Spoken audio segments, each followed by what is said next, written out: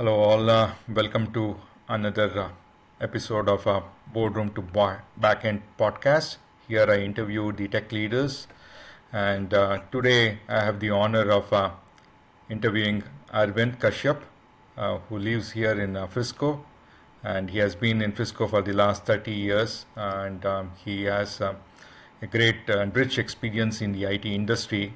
Today, he serves as the CIO for Riddell Sports, a leading manufacturer and distributor of American football equipment. And in this role, he spearheads digital transformation initiatives, ensuring the organization is technologically future ready while prioritizing player performance and safety. So, beyond his professional commitments, Arvind is deeply passionate about football and serves as a mentor, advisor, and a distinguished leader for various local and international forums here. He also advises several startups and has been a global chair of technology conferences as well. And he believes in promoting innovation and automation. And he holds an undergrad degree in computer science from the prestigious PSG College of Technology in Coimbatore. And he also holds an MBA from DePaul University, Chicago here. So it's my pleasure to welcome Arvind on the podcast. Arvind, very warm welcome to this podcast. Absolutely, yeah. Yeah, really thanks, Hari, for having me. And I know this podcast is about technology and technology careers and leaders, but I'm very excited to be part of it because so much to learn through the podcast and also so much for me to learn, yeah, as we reflect on some of the questions and the answers and potentially areas that are so important. Thank you, Arvind. So, just as we get on to this journey, and before we get into the technical and the strategic side of things, Arvind, I want to start with something very fundamental. What drew you into technology? Like, were there any early moments, maybe childhood or your first job, that set you on this path of technology? It's an interesting question. Yeah, it's something to think about, right? And after 30 plus years in the technology space, right? How did I start the career is an interesting question. And if I say it's all about passion, it's probably not accurate because, when you are young, 16, 17, 18 year olds, Yeah. it's not all the passion, but it's the opportunity that was presented. So I would put that as a real reason, and an opportunity to work in great companies, opportunity to work for great managers, an opportunity for exploring technology as it applied. And I think a lot of my shaping is coming from the very first job that I had Hmm. coming out of the college. The first job that I had was with a company called Larsen and Toubro in Mumbai. And L&T is a leading engineering firm. Truly believed in getting graduate trainees, graduate engineer trainees.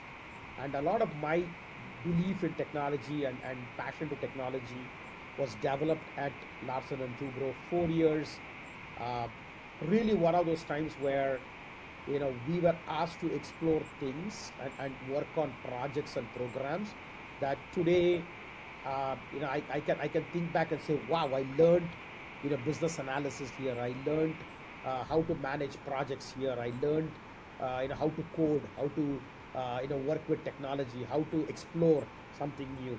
So I think that 4 years of foundation at Larsen and Toubro to a large extent helped me to fuel the passion, and then combine that with other significant organizations that I've worked with, whether it is HCL Technology, Wipro, Capgemini, or even at other companies like Satyam, has really helped me to really look at this career in technology to be much more progressive Yeah. and align with business as much as, because many times we think technology as a it's all about ones and zeros and machines, but it's also aligning to what business wants to do. So I would put that to be the main reason for the defining moment, I can say, right? The main reason, defining moment, is the early career opportunity that you get. And so And true. I think. I mean, you have actually probably been very honest in sharing that, like, it is the opportunity rather than the passion which got you into the technology, right? And which is probably true for many of the people who are out in the technology space, like, and people coming from the subcontinent. I think for all of us, we share this, like, it was mostly the opportunity that got us into the technology, and many a times than the passion itself, Yeah, and probably it that has to later on happen over converted a into. period of time. So the end of Yeah, the day, the opportunity gets you, and then you have to have a passion to take it forward. So I would correct. say opportunity first, passion next. And without passion, you would probably be stuck in a place of no growth. So passion has to be there to grow, but Yeah. opportunity definitely knocks the door. Sure, sure. Makes sense. So, given that, like, you have a very long-standing relationship with the technology, right? Like, close to about 3 decades. How has your relationship with technology evolved over time? Like, because you have seen several different technology life cycles, right? And you have been part of that, either in terms of, like, directly coding or like leading some of these initiatives. How has that relationship evolved? Yeah, interesting question. If you really look at my career, I have played, I don't know, I kept telling people that I played between 17 and 18 different roles in the Yeah. last years, right? From individual contributor like a developer, to be a team lead, a project manager, a client services manager, uh, transformation leader, CIO now for multiple companies, CEO for a tech startup, Yeah. um, right? Various roles. Uh, and I think the well-rounded perspective of my career comes because one, ability to work in different roles, because different roles, all of the roles have different challenges, right? Right. Challenges with respect to the depth of the knowledge that is required to play the role, plus at the same time, uh, a higher level business understanding, a business acumen to take decisions and to really be accountable for for different activities that happen, right? As a Yeah. CIO, I learned how to effectively use technology to solve business problem. As a CEO, I understand how to, or I understood how to use technology to have a competitive advantage, right? As a client services partner, you, when I understood how to use IT and technology to help us grow in a very competitive space.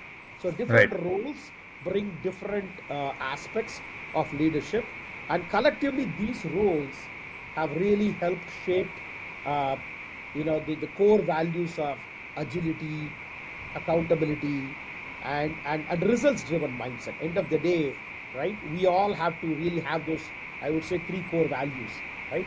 Agile, meaning you're able to change fast Right. and succeed fast. Accountable, meaning held responsible and accountable for the actions, and really create a third dimension of result oriented mindset, right? So I would complement various roles in various organizations, right, to help shape up my career in these three areas, right? Agile, accountable, and result oriented mindset. Got it. No, I think very well put.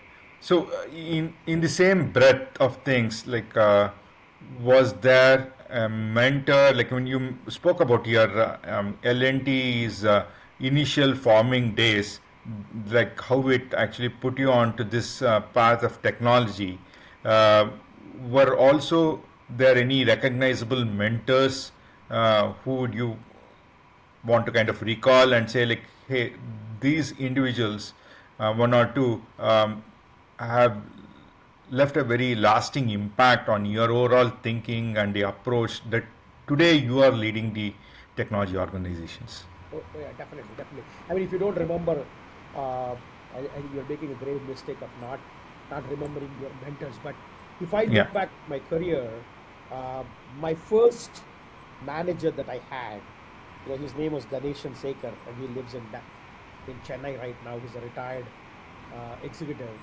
but his his impact on the passion on technology and what I want to do is beyond what I can think of, because he brought in three things, right? One, uh, whatever you do it with passion. That's number one. The number two that he taught me was value of time. It's very Yeah. very important that you realize that the most important commodity that you cannot control is time. So you got to make sure that time is important.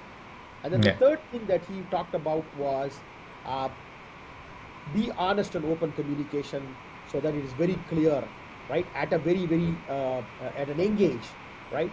Having instilled the three things, and I will never forget Ganesh and Sekar. We had another manager called Satish Gore who taught me how to work with customers, Hmm. right?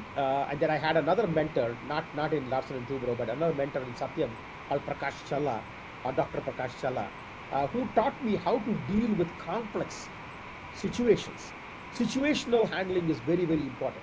Not everything is going to be green, right? In our world that we live, you're always going to face something that's amber and red, right? Complex Yeah. conditions and situations. How do you deal with that? How do you break a complex problem into smaller bits and pieces, and you deal with that pieces to solve the complex problem? So Prakash Chala, great individual, mentor for all these years, for 20 plus years. So I think these are the people who have left a mark on how you deal with situations, how do you deal with customers, how do you deal with yourself as a person. I still remember each one, and they probably remember as well, because it's just a two-way communication, a two-way relationship. Awesome, awesome. No, I'm sure, like, all of us are today here because of our leaders and mentors. So, yeah. Now, shifting to the role that you have been essaying so far. So, you have really led massive technology overhauls, built digital platforms, and executed also multi-year transformation programs. What is the core principle that makes a transformation succeed or fail? Yeah, yeah. And it's an interesting question, right? Transformation has been there for ages. It's not something suddenly we just discovered in the last year and then we started working on it this year, right? The word Right. transformation has been there for a very long time, whether it is transformation to a mechanized world, or transformation to an information world, or transformation to a technology-led world. It's always been there.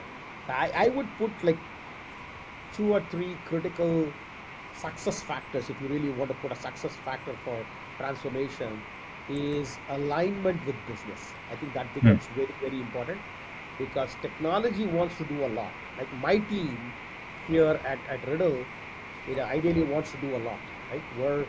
We're doers, right? Yeah. Now the question is, how do you align the doers to makers, and doers to result oriented people?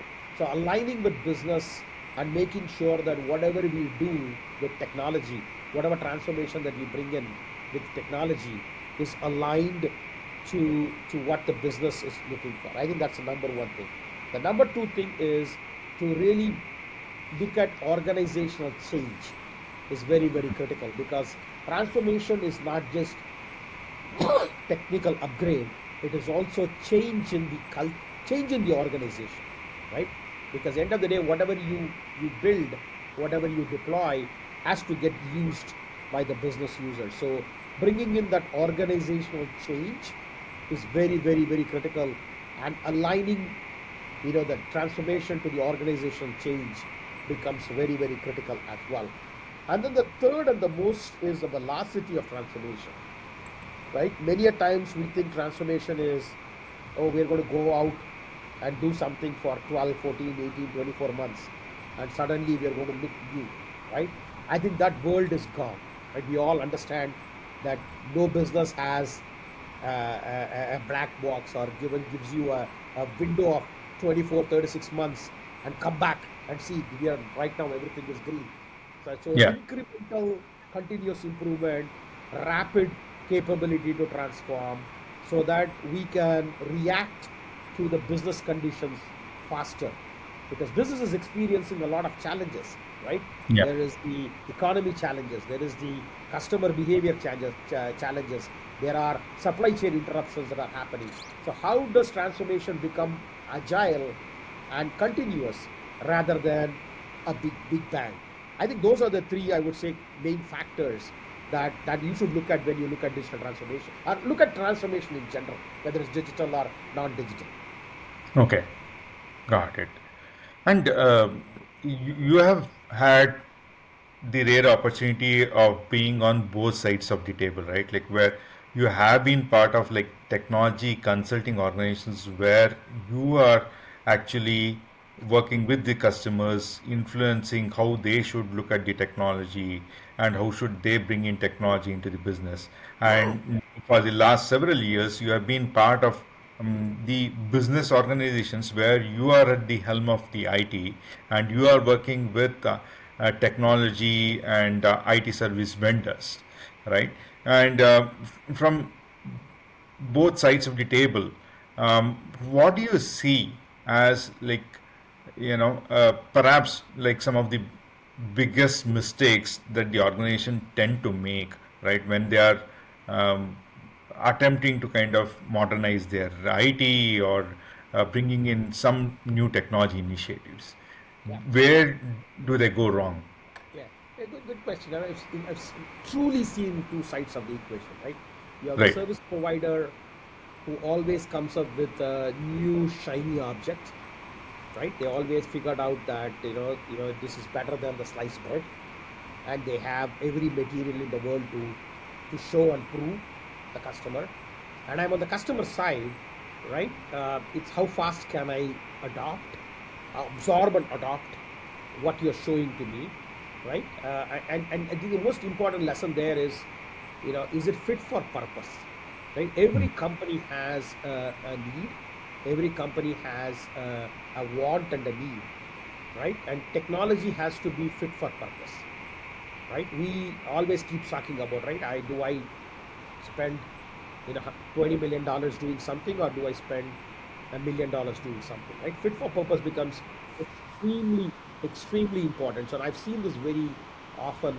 That's a dilemma between the service provider and the customer. The second dilemma that normally comes in is what we call as the total cost of ownership, right? Many a times the service provider says, oh, this is X dollars, right? Uh, Yeah.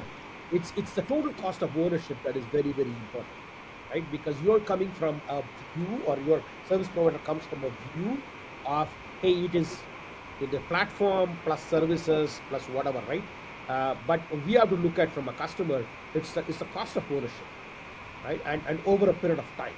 So I think that's the second conflicting factor. But when it comes to the some of the mistakes, or some of the uh, common mistakes that the companies have done, obviously there's obvious ones like aligning to business, right? No clear objectives. So many a times we start the projects without clear outcomes and objectives. It could be because we have less time. It is Yeah. because the business is pushing. Is it because that we are anxious to start something? Right, we want to start something. So lack of that is a big mistake. I would say uh, focusing on short term instead of long term. I think that's another mistake that most companies do, is to really look at a short term. Hey, let's get a quick win, right? Today is important, tomorrow is okay. So that's a big thing that comes up. But really, address the holistic nature of transformation. Look at the total cost of ownership. Do a fit for purpose understanding of what is this technology and how it's going to fit within our organization, and Yeah. really create a longer term business driven approach, right, to solve the problem. Thank you. So, and given the position that you are in, like, and it several times it is a high stakes technology shift that you may be part of it, and there's a lot of decision making that is involved. So, are there specific frameworks that you have kind of absorbed and built for yourself, or like, are there any mental models that you use, right, which has helped you to kind of succeed the way you have succeeded in the tenures that you have taken? Yeah, there are two models that have helped me personally. Yeah. A model that I normally follow when it comes to operations, right? Think about you know my part of the job is to not just do transformation all the time, but also to operate the business, right? Because Right. if you don't operate today, you have nothing to show for tomorrow. So you have to operate, and you have to operate efficiently. So on the operation side, the model that I use is very simple. Three axes in which I measure things. One is follow the dollars, which Yeah. is where I be spending money and what can be done to make it efficient and make it smart. So follow the dollars is one axis. The second axis is follow the noise, right? Hmm. Where is the noise? Because noise is dissatisfaction from business. Hmm. Hmm. Operations is all about balancing the satisfaction and dissatisfaction of our business users. So follow the noise is an axis on which I evaluate requirements and projects to really look at and say, hey, you know what, in this area, we're having a lot of dissatisfaction. Could be in sales, or could be in accounts payable, could be in accounts receivable, could be in month end financial closure. That could be the noisy one. So that essentially means that something has to be done with technology to address that. And then the third one is follow the value, right? What Hmm. value is IT going to bring to business, right? Is it to earn more money? Is it to crush more cost? Is it to become more efficient? Whatever is the value. So follow the dollars, follow the noise, follow the value is one principle that I've used when it comes to operations. When it comes to transformation, I think transformation is all about prioritizing uh, the right place to focus on, Hmm. right? Because transformation is so big, you're caught up in this big world, and Yeah. if you don't have the right priority, then you will not be able to achieve that, right? And the priority has to be based on value and cost, Hmm. right? What is the cost of doing it and what is the value? So we have a framework that we have developed within the organization that plots transformation initiatives across a two dimension of value and cost, right? And then comes up with what we think are quick wins, what we think are medium wins, what we think are long term wins. And then it kind of helps us to really look at, hey, where should we put our key bets, right? Hmm. Not everything has to be a quick win, right? Yeah. We may have to place some bets on something that's mid and long term. So Hmm. placing the bet on different aspects of our transformation initiatives comes from this framework as well. So two frameworks that have helped us to really help prioritize. I think prioritization is a key message here, and these frameworks help us to prioritize where should we invest. End of the day, IT is all about you have money to invest. Where do you want to invest for the IT organization to really push the business success? Got it. Got it. So you have had, a CIO role, a CSO role, and at times probably you are having both the hats, right? And you have to make the decisions. And sometimes they can be two opposing forces because one is focused on innovation and transformation, the other is more on security. And for you, at Riddell currently or in your previous stint, you also have to kind of deal with lot of customer information, right? So, given that, while one is wanting the speed and the other one wants caution, how do you kind of resolve the tension in your mind? Yeah, yeah, that's a great question, right? I don't think there's a silver bullet, or there's not a clear uh, answer to that, right? Because you'll have to find your own answer. But definitely a balancing act between the speed of innovation to uh, the ability to be secure, right? Ability to bring in that security that is required and manage the risk. So speed of innovation to risk management, right? It is very, very important. And I think it's something that we evaluate every single day as to what would we do if we have to start looking at risk from likelihood of happening to what is the impact of that particular risk, right? If it is going to get a catastrophic impact on our brand, or if it is going to bring down our entire organization, that's at the risk. And what is the probability of it happening? If the Hmm. probability of happening is, let's say, 10% compared to probability of happening is 60%, then I think your response is going to be very different. So if you know that your probability is high and the impact of that risk is high, then you become over cautious with the speed of innovation. Hmm. Right? Say I have full. If I have to give an LLM access to my customer data in a public space, that is I have to weigh that against the impact and the likelihood of happening something happening to them, right? So I think CIOs do not, and CIOs who do not evaluate this, right? Sometimes pick that, hey, they want to do fast innovation. They want to launch something quicker and quicker. But having, not really understood the risk that is involved and the likelihood of happening. So I think balancing act is very important, especially on these two dimensions, so that you are not doing things faster, you are doing things sensible, right? And somebody said, hey, why do you have a brake? I'm going to borrow this phrase, right? They asked the question, hey, why do you have brakes on a car, right? Hmm. Ask the question, uh, 9 out of 10 people will say because you want to stop, right? You want to make the vehicle stop safely. That's why you have the brakes on the car, right?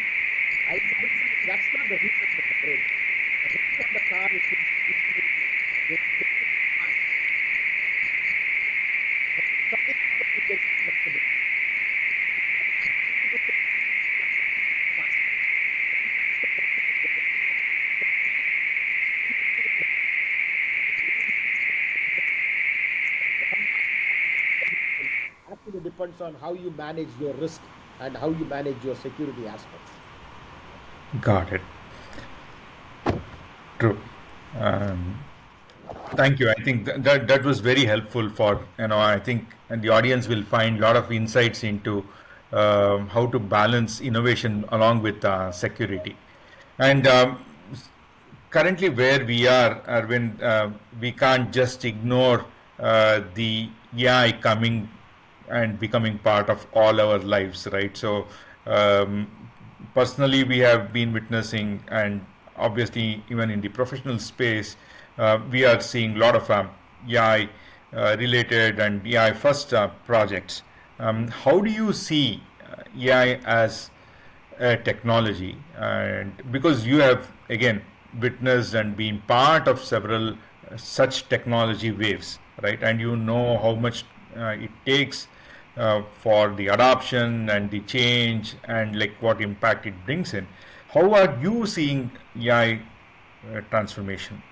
Yeah. Yeah, when I look at, there's just several hype cycles, right? And, you have your companies which are releasing what's the next hype, right? And you create a hype cycle and then you can see something is adopted or not adopted. And I look at AI and I look at every single hype cycle or every single aspect in the hype cycle in three quadrants, right?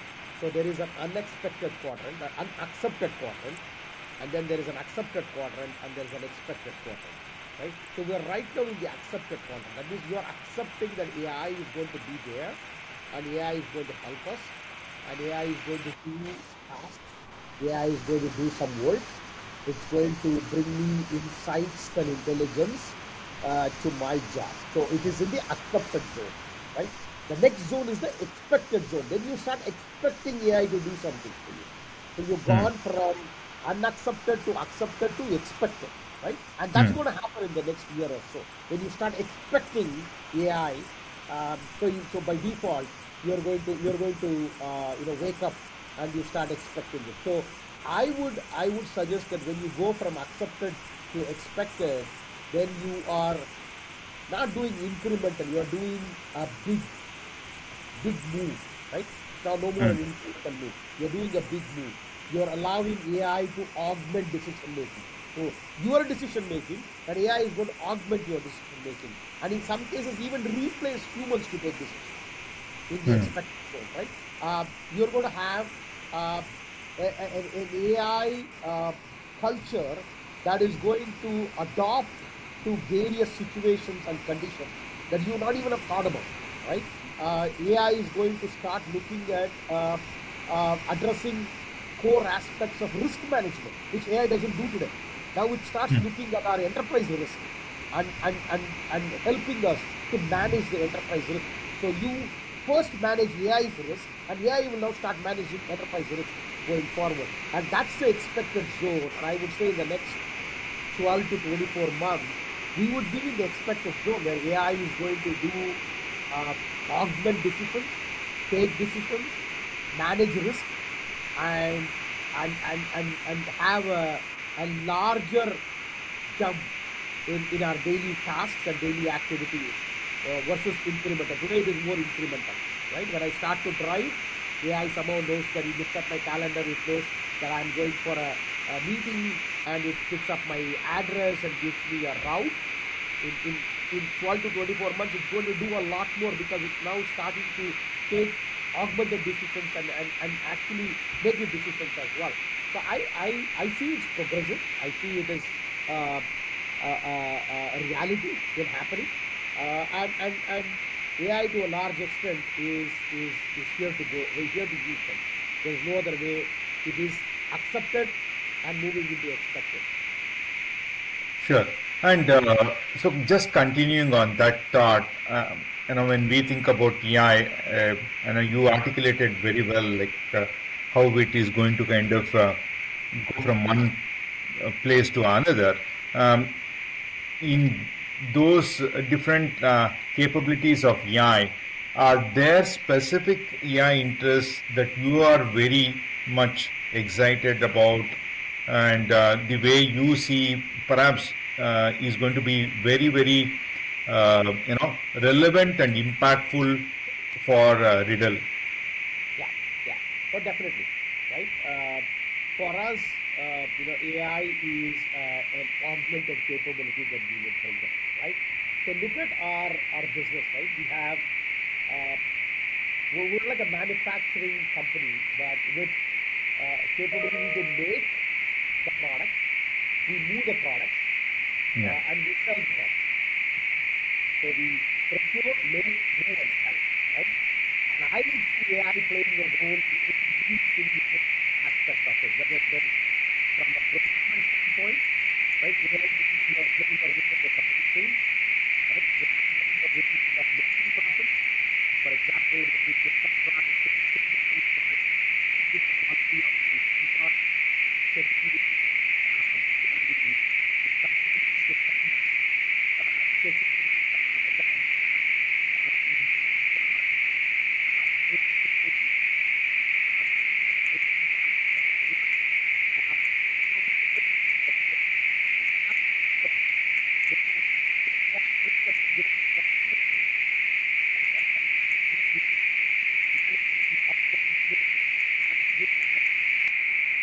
the product on time, right?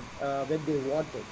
And then the last one is sell, which is very, very critical. So AI playing a significant role in the sales cycle, right? Helping the people to sell better, sell faster, and more importantly, sell smarter.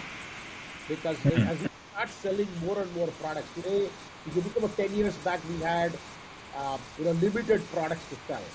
Today we have more products, more advanced products to sell, and we have variety of products that we're selling. So we're not just selling helmets and shoulder pads. We are selling chin strap. We are selling practice jersey. We are selling apparel, not just apparel for the players. We're selling apparel for fans.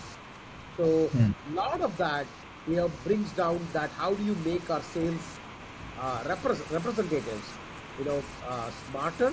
How do we make them, more efficient? How do we make them better in capability to sell, upsell, and cross sell? So I would look at AI in a spectrum of, AI in procure, AI in make, move, and more on sell portion. Got it. Got it. Understood. So now, when it comes to your own leadership and you, technology alone doesn't drive transformation is something that you already articulated, and people are the ones who actually bring up that transformation. So you have built and led teams on those lines across multiple industries. So what's your own philosophy on leadership, Arvind? And Yeah, I think you know things have changed around us. As leaders, what we yeah, saw 10, 15 years back is not what we saw today, right? There is a change, yeah, change because of younger generations coming to workforce, change because of social changes that have happened, change because of economic conditions, change because of technology.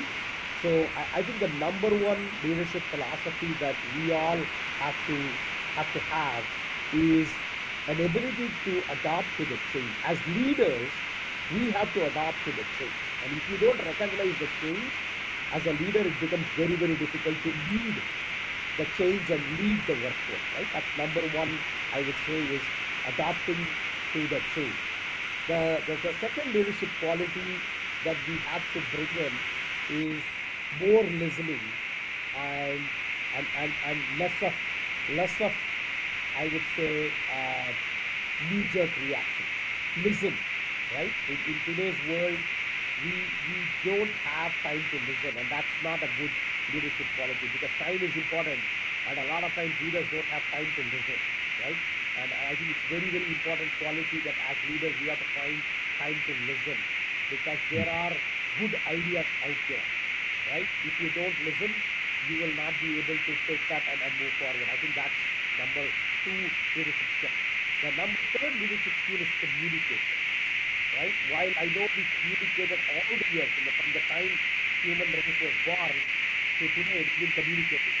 But the type of communication that we do today is very different from the type of communication we did 15 years ago, right? 15 years back, we met each other, we shook hands, right? We actually back and this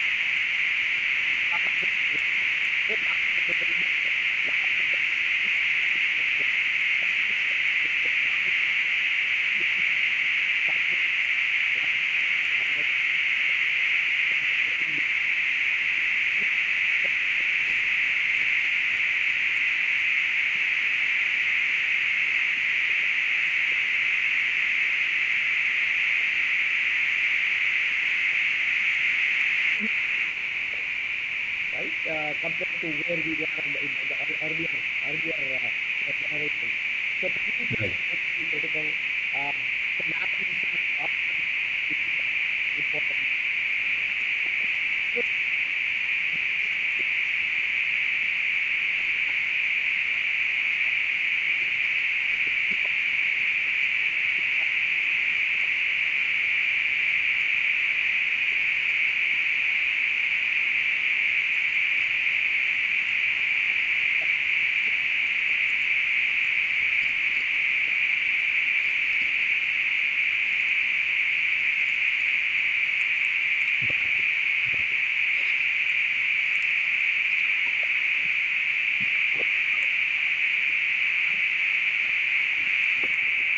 Culture of innovation while trying to kind of maintain that operational efficiency. Like, I'm sure like you encourage a lot of experiments to be done and trying to kind of, ask the team to look at all the different technologies that they can play around and come up with, right? So, how do you do that?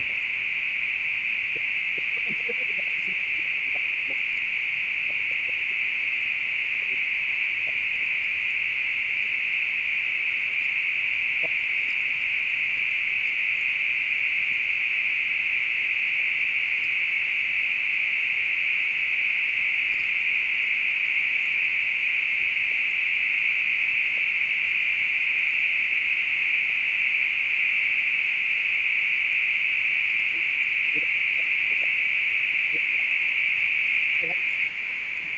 Einsteins of the world and Isaac Newtons of the world, didn't happen without experimentation and without going to labs and doing the work, right? That's the same thing in the technology world that we live in. If you don't give your workforce a safe space to experiment. How are they going to come up with new ideas? Right? They will never be able to come up with. So you have to find a way to give them a space to experiment, a space for them to learn something new, space for them to fail and also deliver. So I think that's very and encourage that. So it's not just the space available, but encourage your employees to do that. The second one is uh, dual speed, right? You have to have your operations stable. So focus on cost, focus on quality when it comes to operations. And then the second speed is the speed of innovation, right? Accelerate, adoption, digital adoption, technology adoption, right? And you have to have a dual speed strategy. As a CIO, it is very, very critical that you could be just in one focus only on cost and operations. You also focus on on innovation and the speed.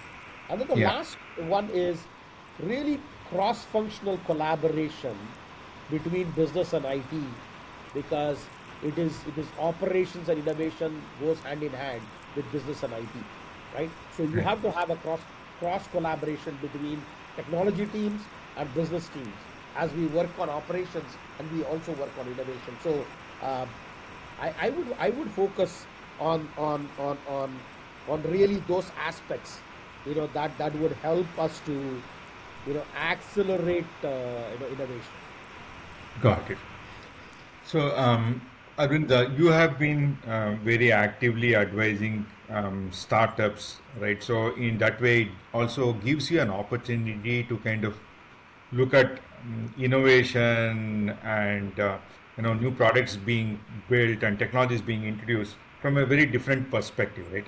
Apart from your CIO role. So, how do you see that space evolving, and what are you most excited about when it comes to the startups or the new products getting built? Yeah, I think the most exciting, in something that I look across and see, wow, right? The most exciting thing is when a startup focuses on one singular problem to solve, right? And not attempt to solve the world hunger, right? But take that one thing and you say, wow, really? And that is what is required as we move forward, right? That singular, one single thing to solve, whether it is, in the space of AI or in the space of automation or in the space of anything. Take that one thing and we try to solve that, right? Uh, and then you can build a story around it. Because if you are trying to solve 20 things, you will never be able to create a story around it. When you try to Right. solve one thing and stand behind that one thing, you'll be able to start. So startups need to have stories, right? One of the things that startup has to really cultivate is a storytelling capability. Unlike unlike an established organization which has been in the business for 30 years, I wouldn't expect a Microsoft to tell stories. I wouldn't expect SAP to tell stories, right? You don't have to, right? They will have facts. They'll Yeah. throw at you numbers that millions and thousands and whatever, right? Billions of transactions going through the system. But as a startup, you have to create, and the only way you can create stories is if your product platform or your technology is focused on one aspect that you can build a story around. Uh, I think that's the most successful aspect of a startup. And if the founders can identify that one niche or one problem that they're trying to solve, then you build around that problem, right? Stories that can be then used to expand. I would say that's something that I see most often. And today, with this new generation, the Gen Zs or even one generation out of Gen Zs, they are focused on that. They want to solve that one thing, right? Somebody says the one thing at a time. Yeah, the one thing at a time is important. Yeah. Great. So I know we are all very much excited about AI, and we are all participative in that AI stories as of now. Apart from AI, is there any other technology that you see as something that's going to be disruptive enough for the business to kind of take a look at it and should be watchful of that that can come in the next couple of years. Yeah.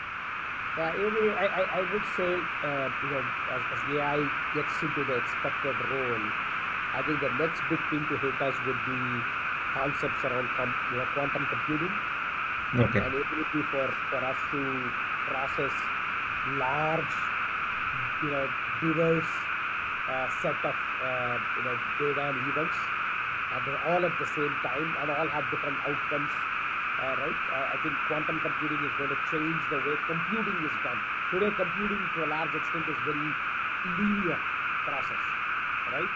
It's a step one to step 29, and the actual microprocessor helps you to do things faster, repeated faster, but it is step one to step 30, right?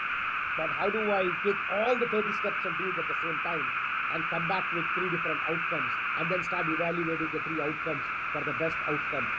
That's going to change a lot of our thinking about computational methods, Mm.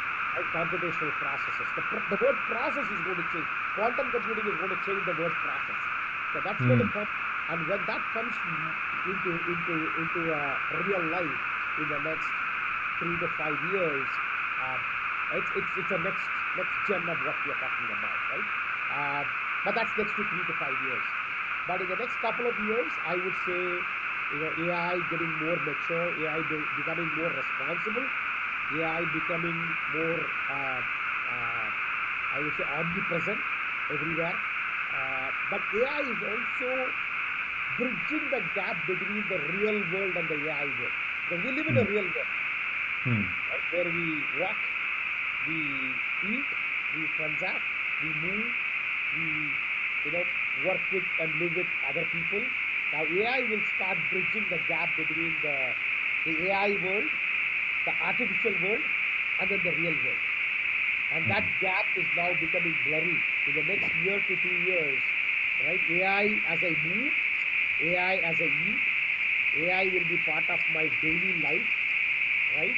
Which to some extent is already happening, right? But that is the I would say the next big thing is how do you bring artificial intelligence to the real world intelligence Mm. and blur, and blur the gap between those two. Autonomous actions are going to be more.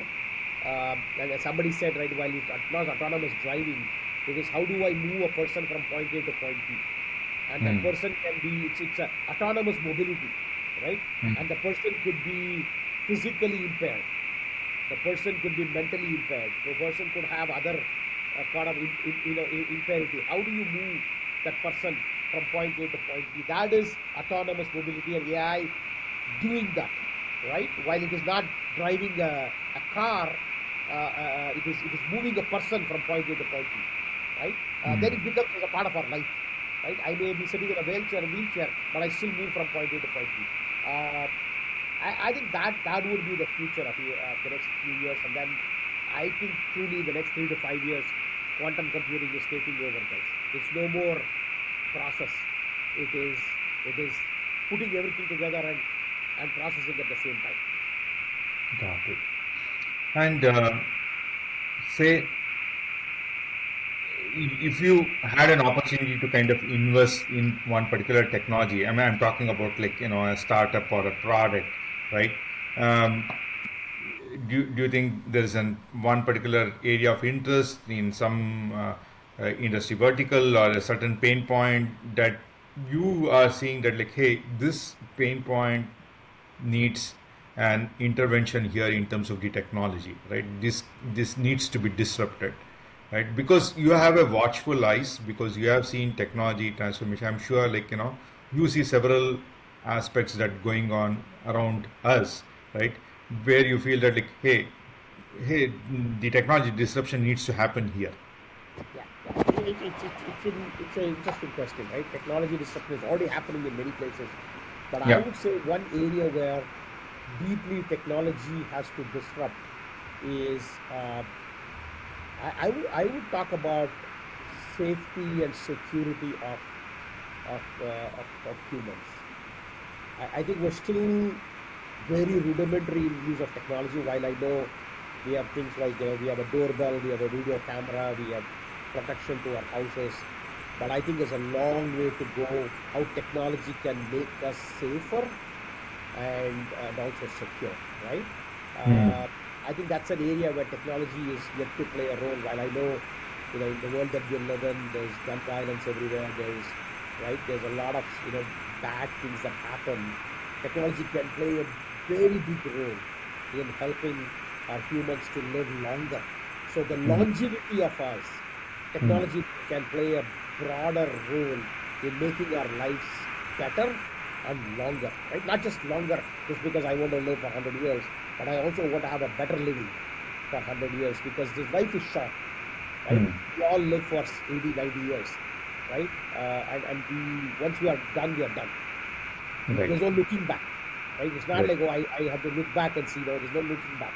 There's not even looking forward, right? 100 years from now, people will forget who we are, right? So how do you make your life longer and better? There's a technology to play there, and I'm not talking about just finding cure for diseases and things like that. That's even beyond. I'm just talking about how do we live safer, secure, longer, better. There's a lot of things that can be technology can play a role in there, and I think people are now starting to realize that this is an area of humanity that we want to invest in. While I know AI is replacing humans, but I'm talking about making humans, right, live better life, longer life, right? Yeah. That's where I think we would probably look at the next investment. Awesome. Awesome. Just a couple of few more questions on your leadership. So, what's been the kind of the toughest decision you have ever had to make as a leader, and what did you learn from that? Yeah, it's an interesting question. Like we make a lot of tough decisions, but as a leader, the toughest decision that I have made is to stop an investment from when things don't go well. But when things go well, Hmm. everybody is happy. Yeah. Everybody is patting the back, praising the program, right? But it is when things don't go well, I think pulling out of a particular project, program, investment, and finding that leadership to stop that, right? And saying that, sorry, we are wrong. We are going to go back to the drawing board. We are going to rework this and come back even with a better solution or a better problem, the definition and the solution. I think that's the strongest, I would say, the most toughest decision, because you Hmm. have to swallow a lot of pride Yeah. in doing that, and you have to be answerable to various stakeholders within and outside the organization, and you're also answerable to perhaps millions of dollars that have already been put on a particular initiative that you now are going to pull and stop. And it's tough. It's a very, very tough decision that has to be taken. And if you don't take the decision, the consequences will be much more catastrophic, right? And I think that is the most toughest one that I would see as a person, right? That humility is required when you go wrong, and then Yeah. you have to own up and accountable for a decision, and that's a challenging one. And for me, in my career, those would be the most toughest challenges, to say sorry, it is wrong, we have done it wrong, we're going to stop it, we're going to go back and come back with a better answer. Awesome. I think that's really great insight there. So, for someone who is actually stepping into a CIO role for the first time in their career, what would be the most important piece of advice that you can give? Yeah. Yeah, my advice that was given to me, and I'm going to probably repeat the same thing. I think, master, or try to master the business, not just technology. I think that's something that every CIO has to learn. Every CIO has to spend time. Every CIO has to understand the business before you jump into technology, because technology is there. It's a business is what you don't have. So I think that is one I would definitely recommend. The second thing that I would recommend for any new CIO is to build that relationship with the business leaders, right? Um, because end of the day, technology is dependent on business leaders to fund, business leaders to use, business leaders to benefit. And if you don't build that relationship with business leaders, it becomes increasingly difficult for technology to be a silo. And as CIOs, many times we like to operate in a silo world, right? Because we think we are all ones and zeros, and we can talk this language, but Yeah. it's in the real world, that's exactly opposite part of it. And then the third one that I expect the CIO, the new CIO, is uh, amplify your communication, right? Don't communicate for the sake of communication, but contextualize your communication, understand what is important for the business, and communicate in business terms, so that everybody appreciates how the new CIO who's come in, right, is able to translate technology to business and business to business metrics, right? So I would say amplify and contextualize the communication. Uh, and I think the last one is, while everybody creates a 30, 60, 90-day plan, right? Absolutely critical. You have to create a 30, 60, 90-day plan. Uh, I would caution the new CIO or the new entry to the CIO role not to overpromise and underdeliver. That's been a, most CIOs do that. Most early CIOs do that. They'll overpromise because they're coming from outside. Typically they are young. They think that world is all going to be flat, right? Everybody is going to run 100 meters, right? Like Usain Bolt, right? That's not the case. You'll still have some marathon runners that you have to deal with. So I would suggest that you know uh, don't overpromise and underdeliver. At the same time, don't underpromise and overdeliver, right? Let's caution ourselves that whatever promise we make, we have to deliver. So don't do the opposite also. Don't underpromise and overdeliver, right? Yeah. And don't do the other way around. I think those are key things for the new CIOs, and I'm sure you become a CIO of a company essentially means that you have been recognized as a leader who brings these skills, brings better communication, brings better alignment to business, right? Brings that what you promise is what you're going to deliver. Because nobody gave you the CIO title just because it's a title. They probably got you to the role because they saw a potential that you can do all of that. Right. Right. So, I mean, I'm sure, like, you get lot of your information, Can't and hear you. you also. Yeah. Can you hear me? Yeah.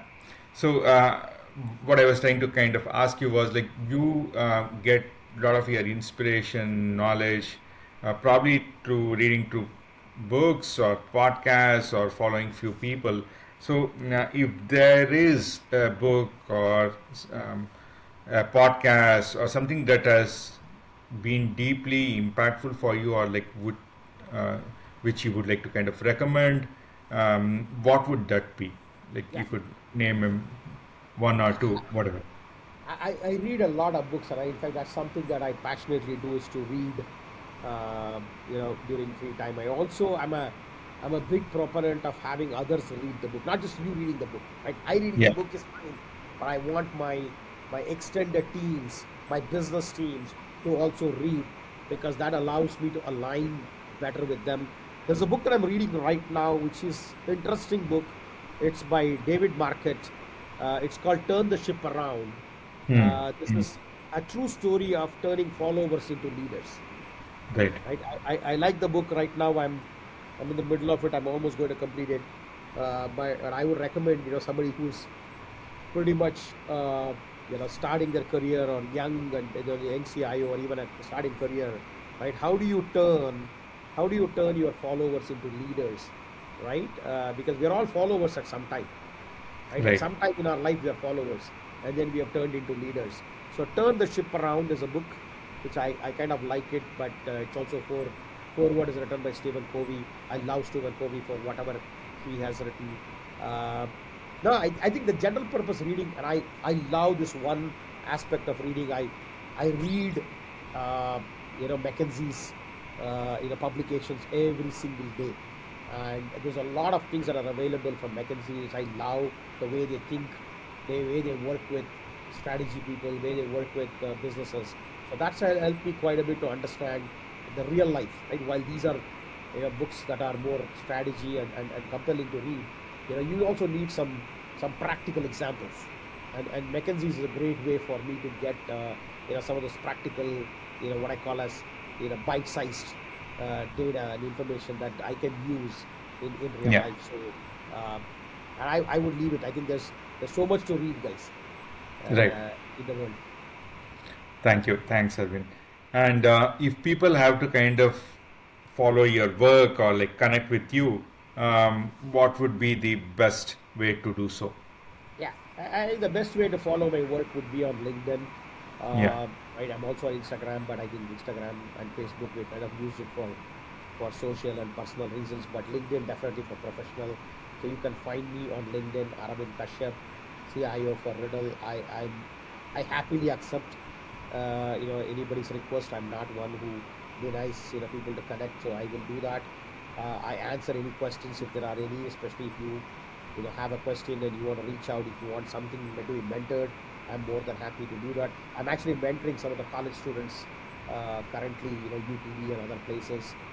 But definitely, I would more than happy to take on any request that is there. So please reach out on LinkedIn, find me on Riddle Sports, Aravind Kashyap, and we will connect. Yeah. Arvind, it has been my pleasure, and thank you for actually making time and speaking to me. And really, really grateful for doing this. Thank you so much. Absolutely. Thanks, Hari, and all the best. Okay. Yeah, thank you so much. Thank you. Bye.